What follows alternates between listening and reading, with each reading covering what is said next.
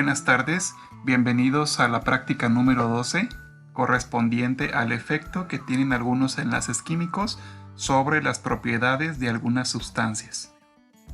Esta práctica corresponde al laboratorio 01 de la licenciatura en biotecnología de la Universidad Michoacana de San Nicolás de Hidalgo, al laboratorio de biología general y química general.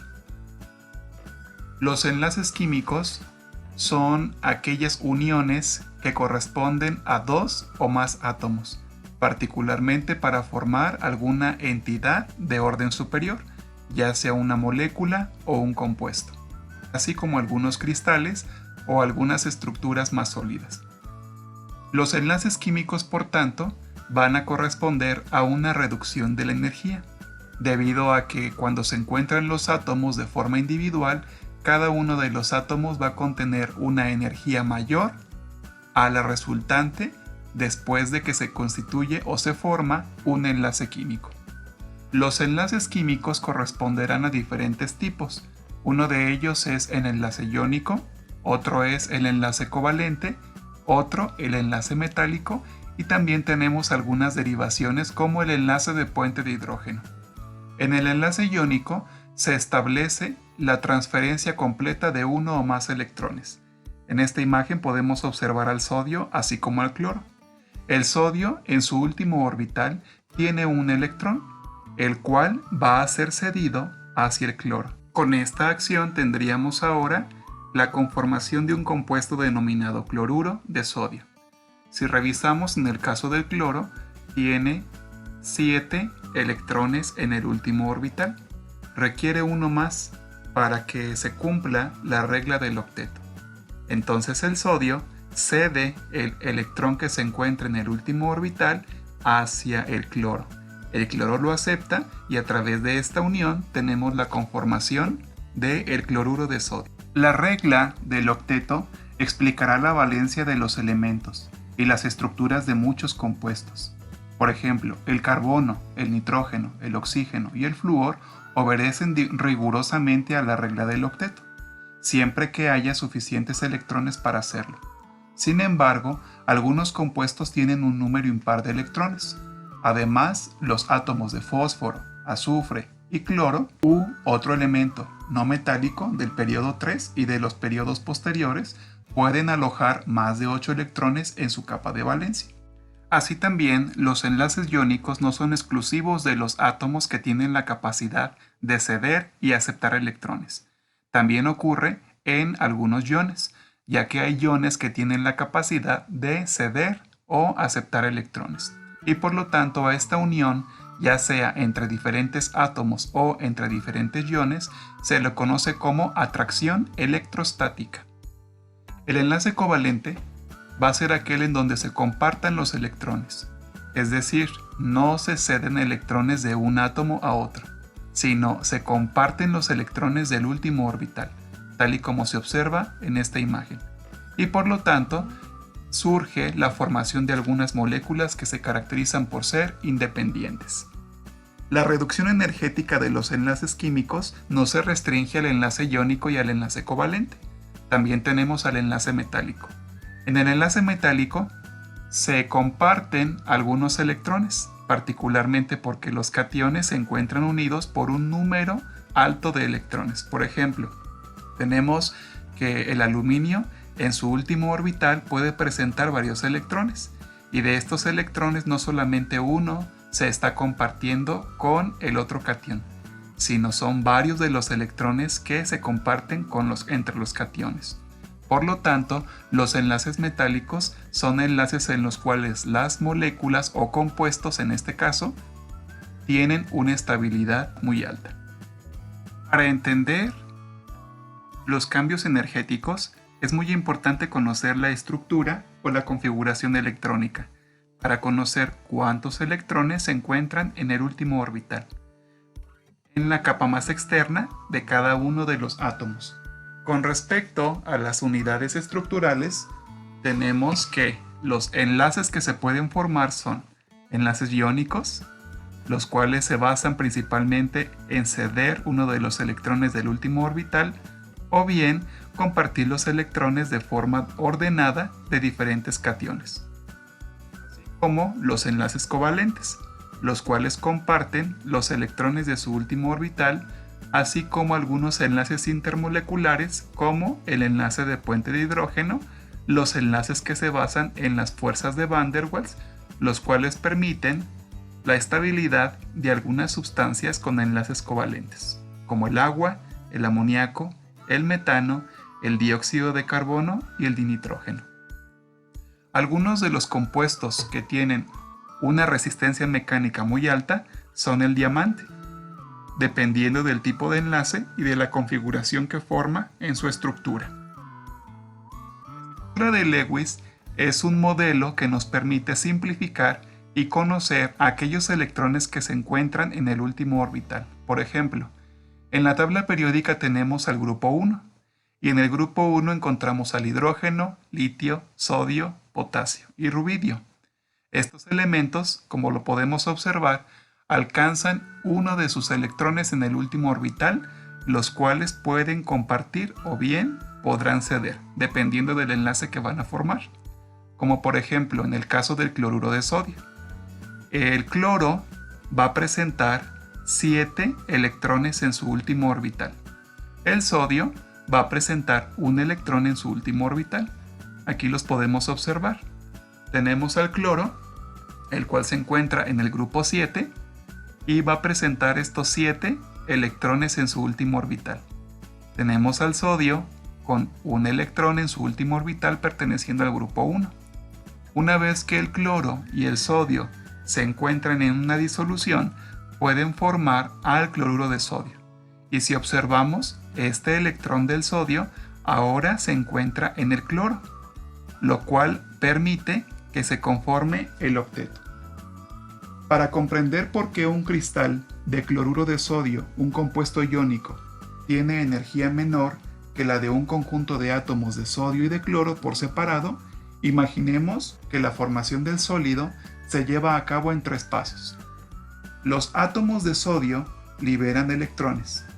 Estos electrones se juntan con los átomos de cloro. Y entonces los aniones y los cationes resultantes se agrupan para formar un cristal. Se verá que en los químicos a menudo analizan procesos complejos separándolos en pasos simples como estos. Y estos pasos pueden ser hipotéticos. El sodio se encuentra en el grupo 1 de la tabla periódica y puede esperarse que forme un ion de carga más 1. Sin embargo, el electrón de valencia está atraído fuertemente por la carga nuclear efectiva. De hecho, la energía de ionización del sodio es de 494 kJ por mol y por lo tanto se debe aportar esa energía para formar cationes. El tipo de enlace que se presente nos permitirá saber si la resistencia mecánica del sólido que se forma es resistente, es alta o es baja. Por ejemplo, algunos sólidos iónicos son frágiles, como en el caso del yeso, el sulfato del calcio dihidratado. El sulfato de calcio dihidratado, si se encuentra en presencia de agua, es decir, si encontramos al yeso y el yeso se humedece, entonces el yeso va a comenzar a desmoronarse, dado que su enlace es iónico y es un compuesto frágil. En el caso de algunos compuestos, presentan un arreglo ordenado de cationes y aniones, como en este caso. Los sólidos iónicos van a presentar un arreglo de cationes y de aniones. Tendremos los cationes y los aniones, y su arreglo para conformar un sólido es ordenado.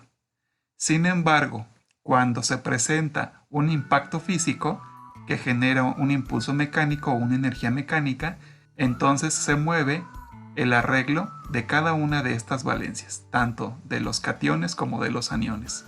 Y por lo tanto, al quedar catión con catión y anión con anión, se generan fuerzas de repulsión, lo cual permite que este sólido iónico pierda una fuerza de atracción y por lo tanto pueda disgregar este compuesto. Aquellos sólidos que presentan enlaces iónicos serán muy fáciles de romper.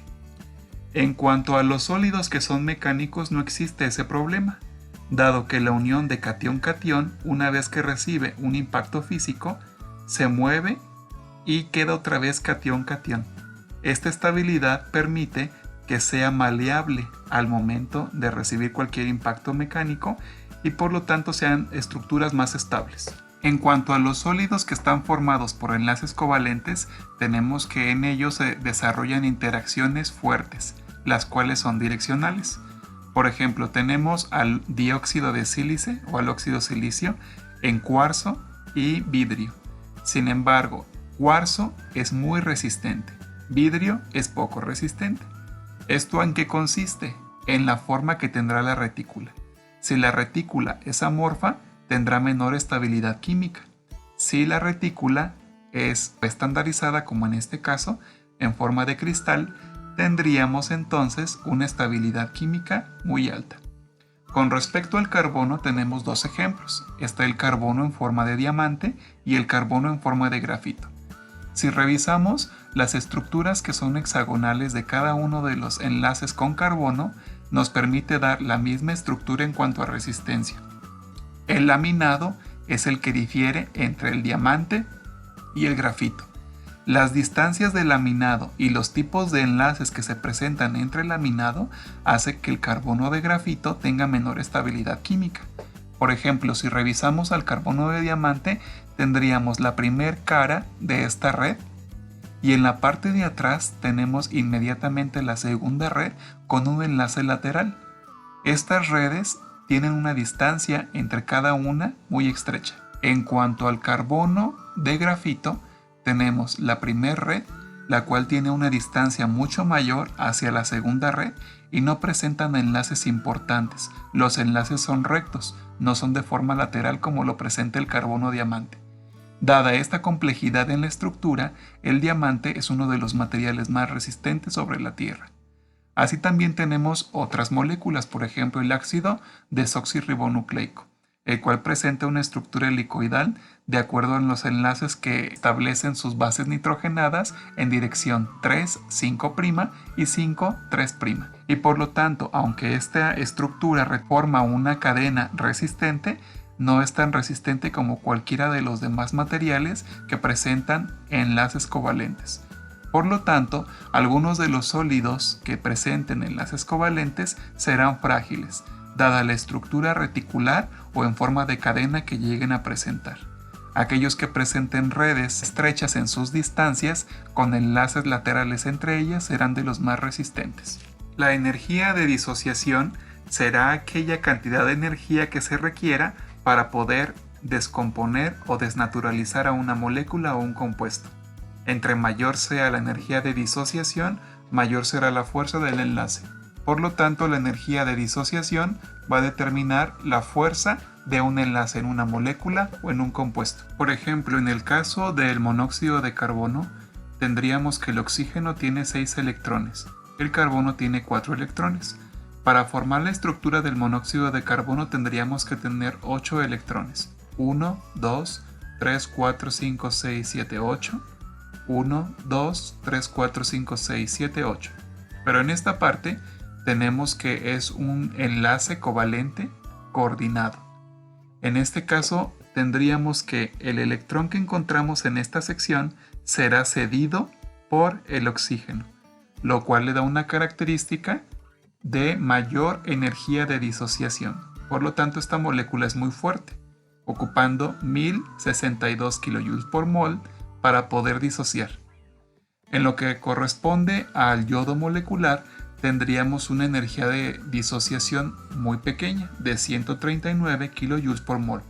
Por lo tanto, el yodo molecular se podría disociar muy fácilmente, incrementando la temperatura o con algún proceso sencillo. Sin embargo, el monóxido de carbono sería una molécula muy estable que requerirá una cantidad de energía mayor para poderse disociar. Un experimento para identificar la energía de disociación puede ser un proceso de sublimación como el que ocurre en el yodo, para lo cual en la presente práctica vamos a depositar algunas sales de yodo y las vamos a poner en calor para que el yodo, que requiere muy poca energía de ionización, cambie de estado, es decir, sublime y genere un gas de color violeta o de color púrpura que corresponde al yodo elemental. Así también el yodo elemental puede volver a cristalizarse una vez que la temperatura disminuye. Si se coloca sobre un vidrio de reloj, hielo o algún objeto que tenga una temperatura menor, se formará en el vidrio de reloj los cristales que sublimaron en la base del vaso de precipitado. Se pueden registrar algunas series de tiempo, por ejemplo, el matraz, o en este caso el vaso de precipitado, con algunos cristales de yodo molecular, el cual al someterse a una temperatura constante, poco a poco irán cambiando de color hasta que el color no cambie, debido a que llegó a un punto de equilibrio. Y por lo tanto podemos identificar a un yodo en forma elemental, el cual se encuentra en estado gaseoso.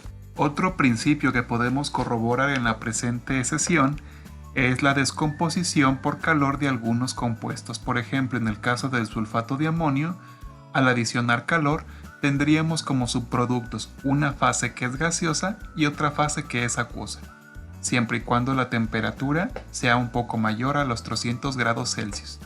De aquí es muy importante porque generaríamos dos iones. El ion sulfato y el ion amonio se estarían separando para darnos a el ion amoníaco, así como a un compuesto, el ácido sulfúrico.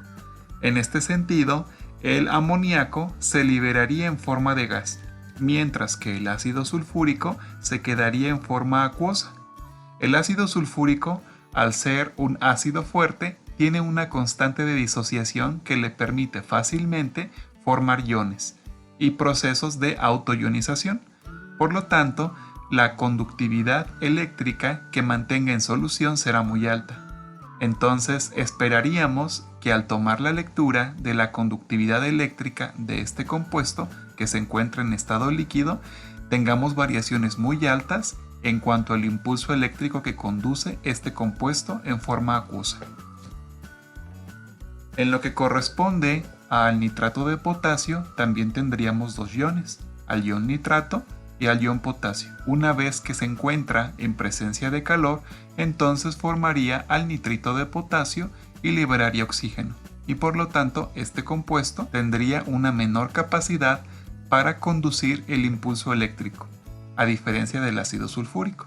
Por lo tanto, esperaríamos que el ácido sulfúrico nos dé conductividades eléctricas mucho mayores a las que presenta el nitrito de potasio. En este contexto también, en la práctica, mediremos alguna conductividad eléctrica de diferentes compuestos. Dado el tipo de enlace que presentan, serán las interpretaciones respectivas de acuerdo a su constante de disociación. Aquellos compuestos que presenten una capacidad de disociación mucho mayor, es decir, que requieran una energía de disociación menor para formar iones, tendrán la capacidad de conducir el impulso eléctrico. Así también es muy importante considerar la ley de Coulomb, la cual indica que las cargas opuestas se atraen con una fuerza inversamente proporcional al cuadrado de la distancia entre los centros de carga. ¿Esto cómo lo podemos traducir?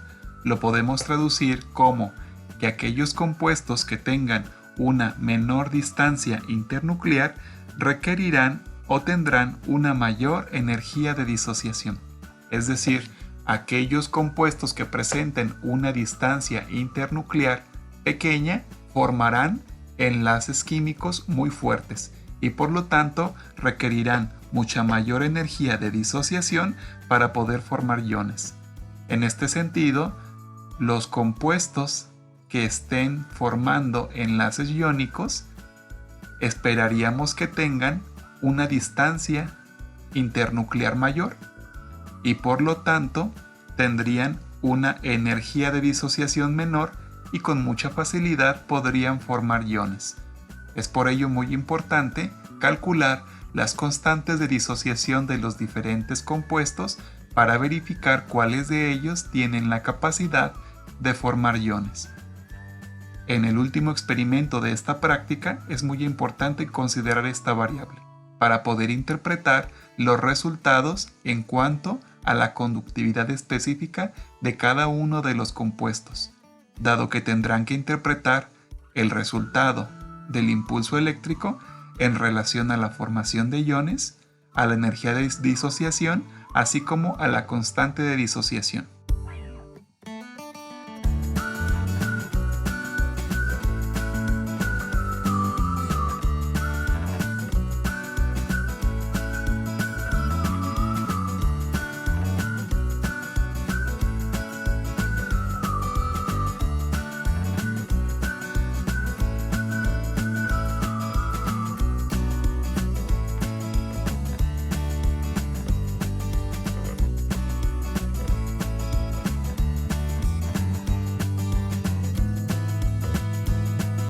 En el desarrollo de este ejercicio se utilizará yodo sublimado.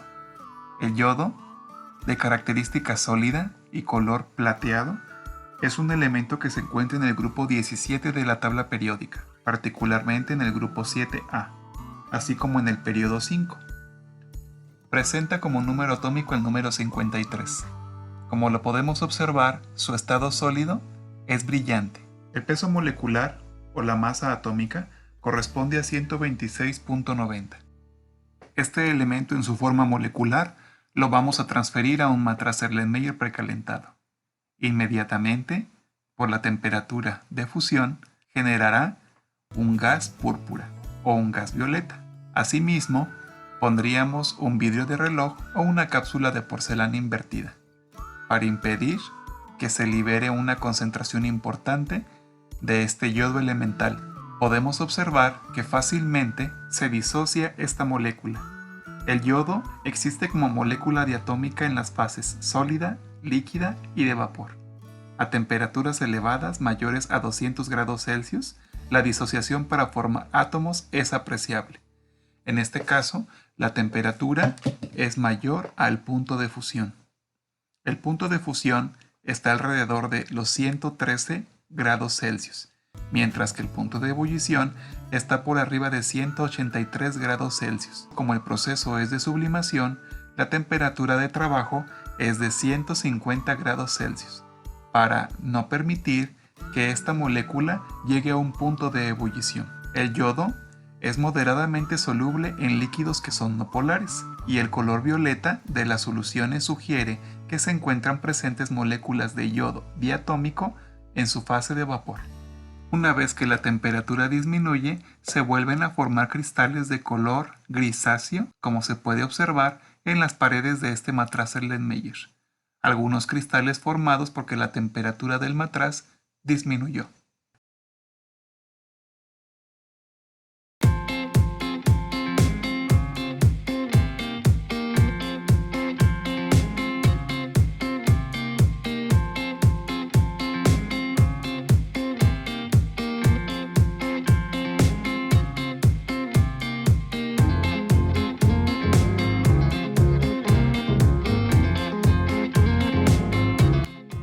Para el desarrollo de este ensayo no vamos a utilizar yodo molecular, vamos a utilizar yoduro de potasio, colocando 5 gramos de esta sal en un matraz Erlenmeyer, el cual se encuentra en calor directo.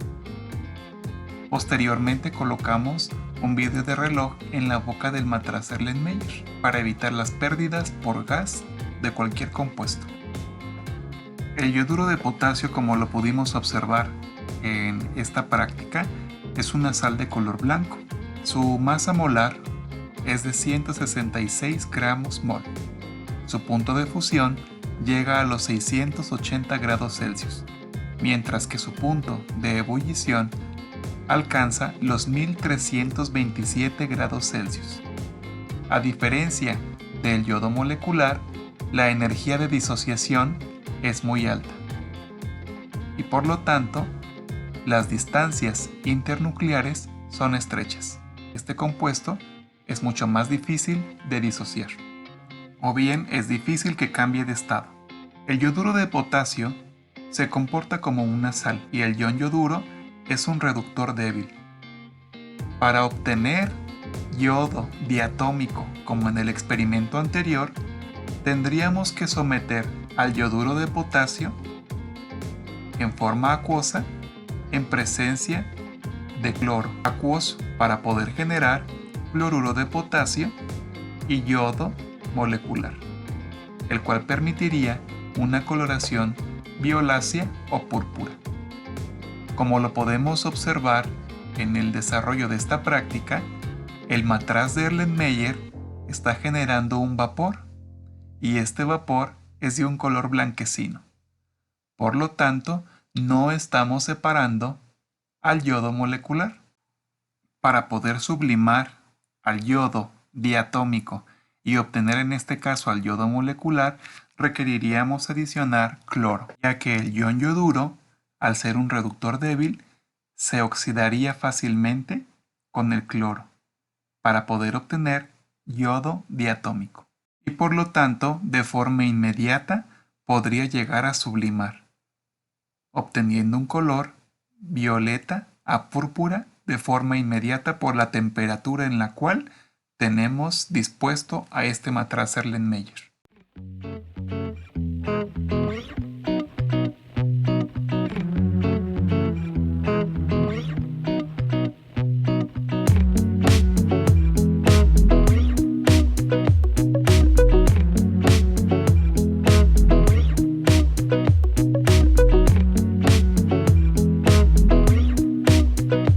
Para este ensayo vamos a utilizar una cápsula de porcelana, la cual depositamos sobre la malla de asbesto con un mechero encendido. El calor directo nos permitirá llegar al punto de fusión de la sustancia que vamos a testar.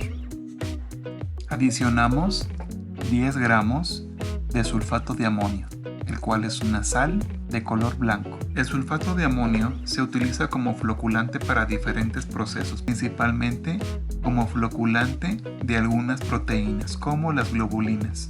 Como su nombre lo indica, está conformado por dos iones, el ion sulfato y el ion amonio.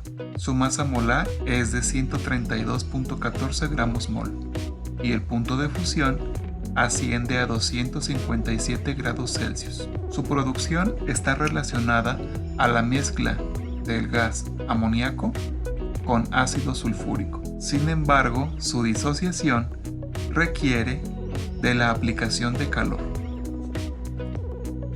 El sulfato de amonio se puede descomponer por calor en amoníaco, que es un gas, y en ácido sulfúrico.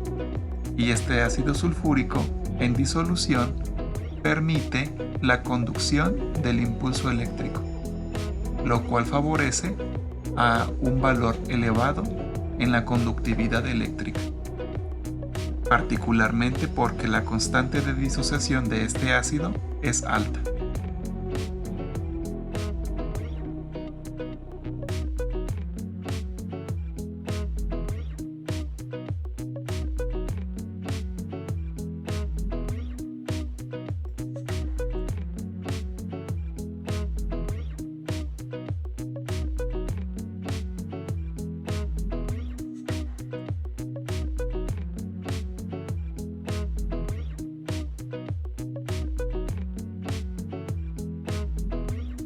Revisamos nuestra sal y nos percatamos que todavía encontramos dentro de la cápsula material que se encuentra particulado. No ha alcanzado aún el punto de ebullición. Por lo tanto, al no cambiar de estado, lo dejamos otro momento hasta que cambie de estado de sólido a líquido.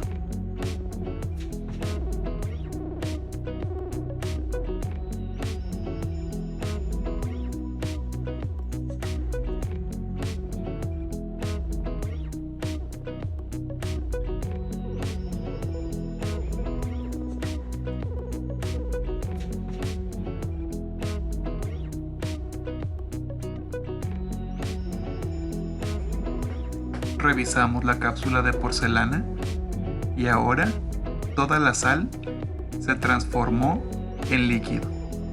Sin embargo, el volumen que teníamos hace un momento disminuyó por la pérdida que hemos tenido en gas. Ahora esta cápsula de porcelana está lista para formar una disolución de ácido sulfúrico para poder registrar la conductividad eléctrica en un conductivímetro.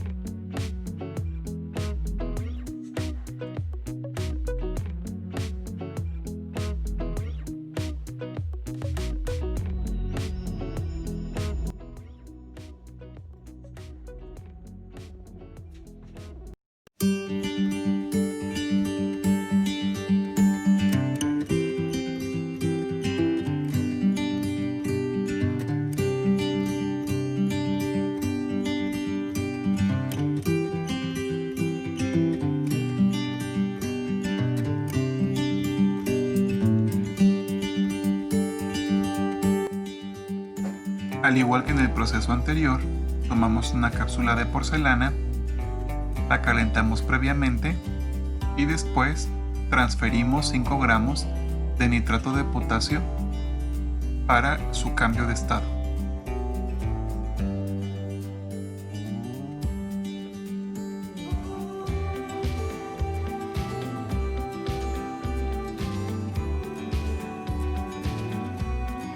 El nitrato de potasio es un componente que en algún momento se fabricó de nitrato de sodio, pero también se puede sintetizar a través de la neutralización de algunos compuestos básicos como el hidróxido de potasio, al adicionar ácido nítrico.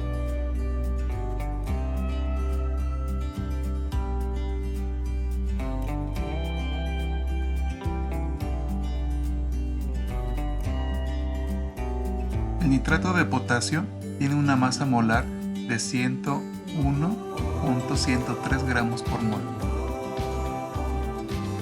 un punto de fusión de 334 grados Celsius y un punto de ebullición de 400 grados Celsius, por lo cual tardará un poco más en cambiar de estado, del estado sólido en cristales al estado líquido. El color de la sal de nitrato de potasio es un color blanquecino, es una sal blanca, la cual cambiará a estado líquido una vez que alcance su punto de fusión.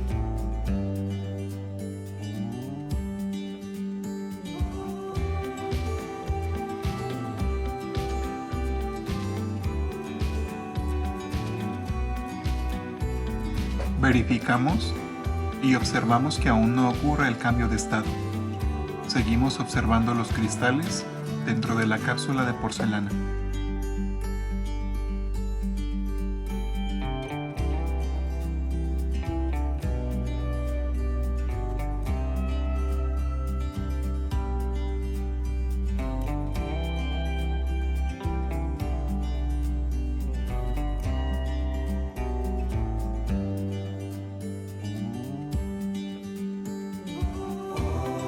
Posterior a 35 minutos a calor directo, nuestra sal de nitrato de potasio ha alcanzado el cambio de estado, en el cual está generando nitrito de potasio y liberó oxígeno diatómico.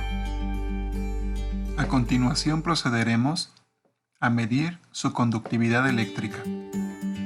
El nitrito de potasio en disolución acuosa se encuentra disociado en nitrito y potasio. El ion potasio es una especie conjugada de una base fuerte, por lo que no tiene el carácter ácido y no se hidroliza. Mientras que el ion nitrito es una base conjugada de ácido débil y se hidroliza en ácido nítrico y un grupo hidroxilo. Por lo tanto, las disoluciones de este tipo de compuestos llegan a tender a un pH cercano a 7, con un bajo potencial de la conducción del potencial eléctrico.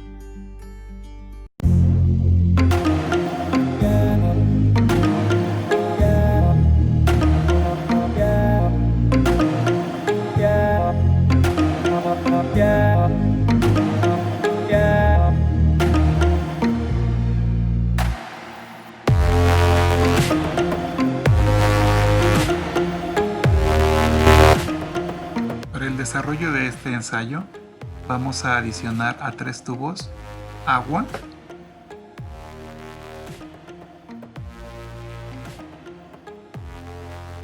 alcohol etílico,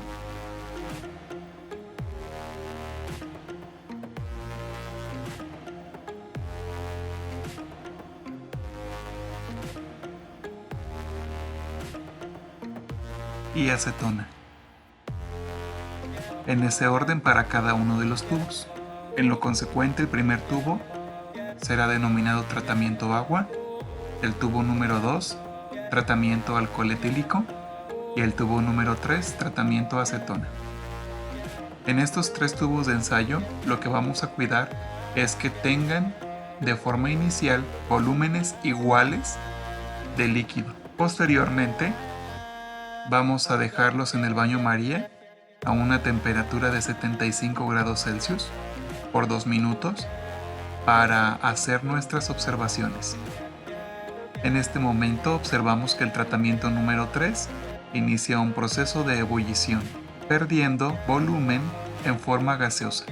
En este experimento tenemos 3 líquidos, los cuales presentan una cinética molecular particular.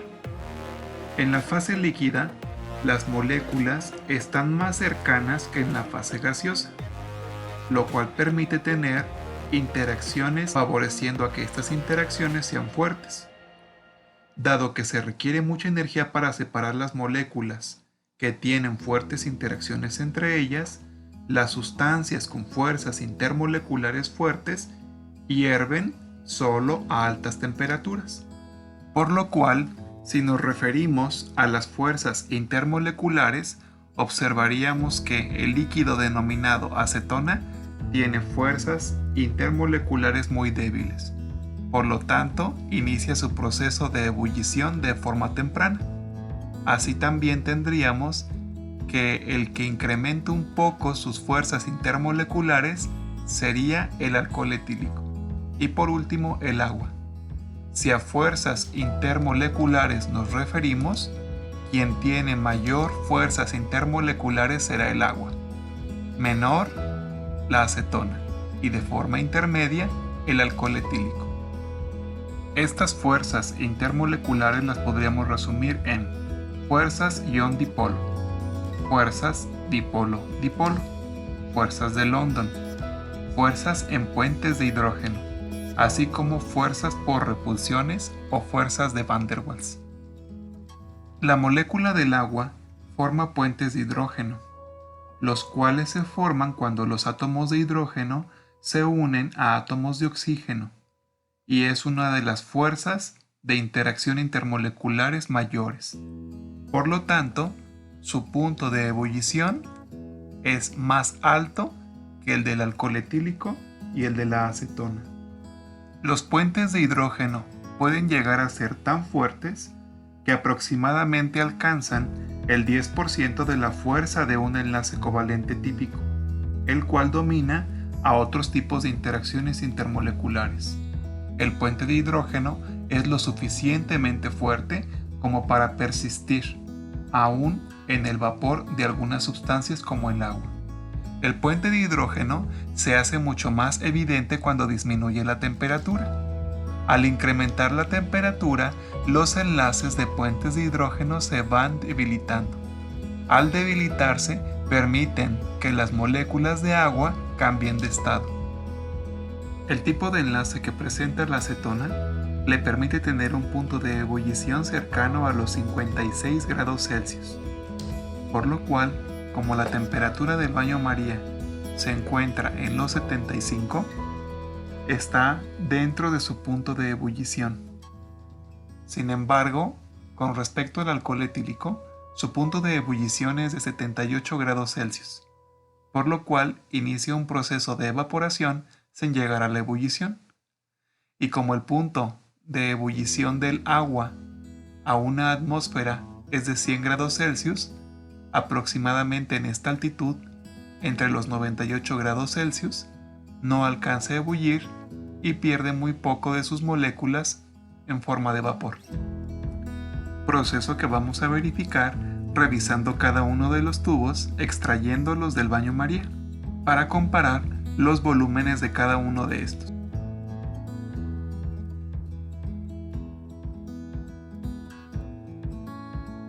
Nivel de agua, nivel de alcohol, nivel de acetona.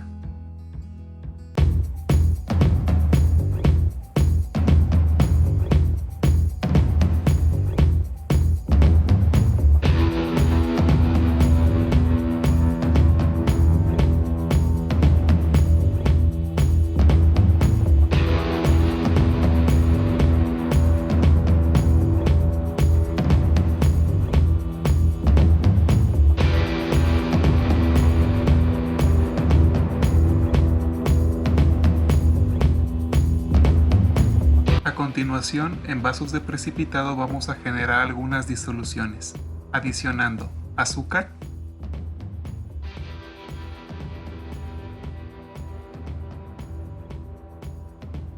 hidróxido de sodio,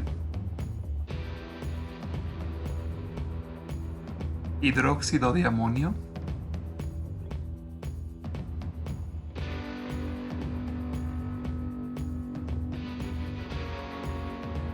acetona, ácido acético, sulfato de cobre,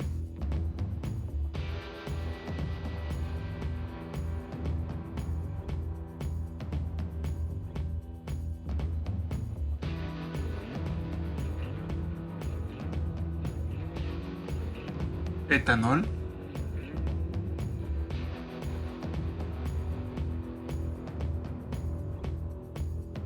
yoduro de potasio, los cuales van a estar en una disolución con agua destilada, aproximadamente 60 mililitros de agua destilada.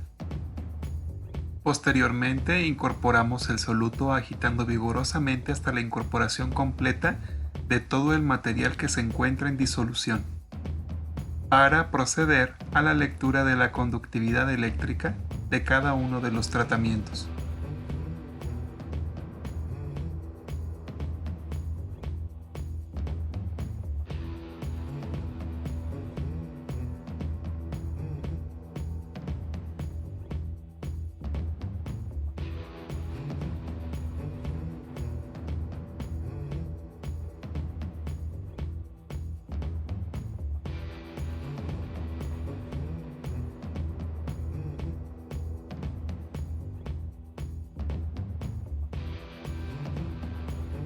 Como en los procedimientos anteriores, utilizaremos un conductivímetro para medir la conductividad eléctrica de cada una de estas disoluciones.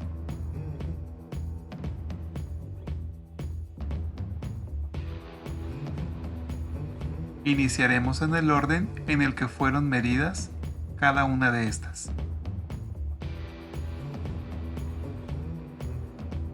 La conductividad eléctrica es la medida de la capacidad que tiene una solución para conducir una corriente eléctrica y por lo tanto es inversa a la resistividad.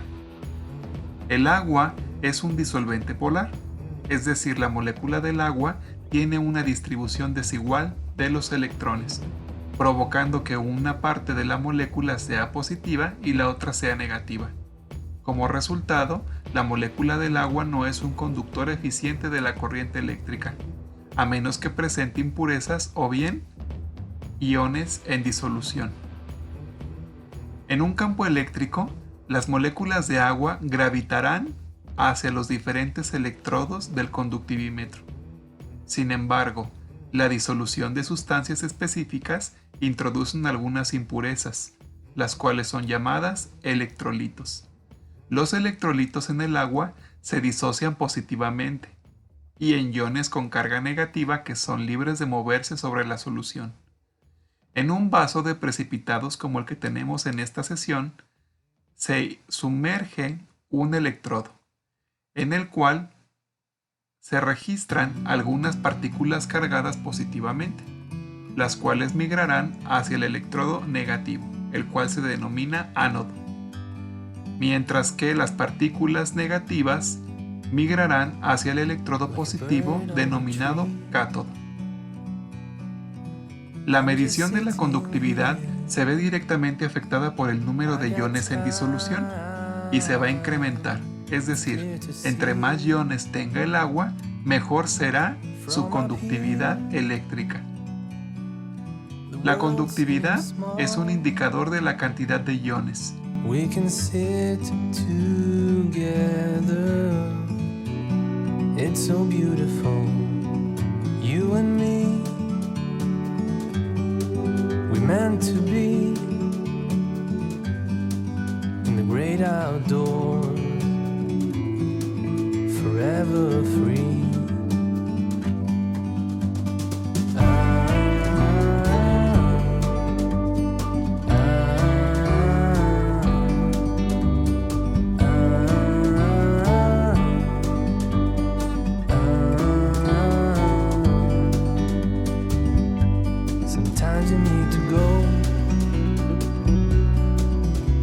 take a step back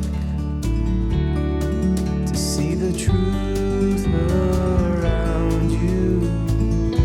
From a distance you can tell.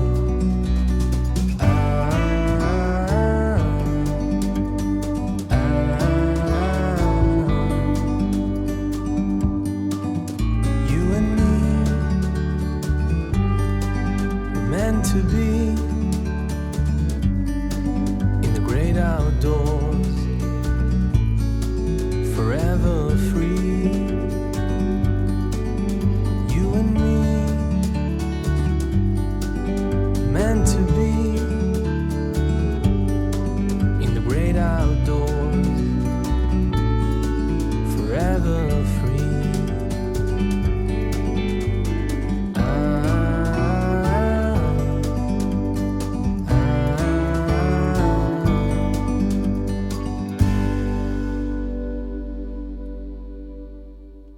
We can sit together. It's so beautiful. You and me, we meant to be in the great outdoors, forever free.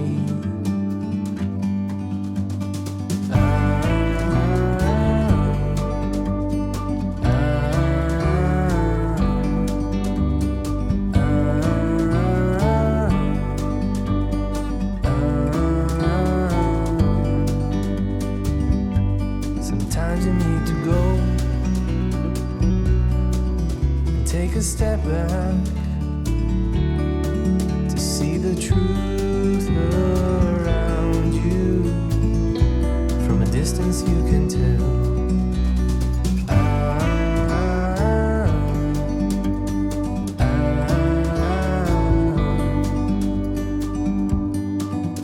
You and me, meant to be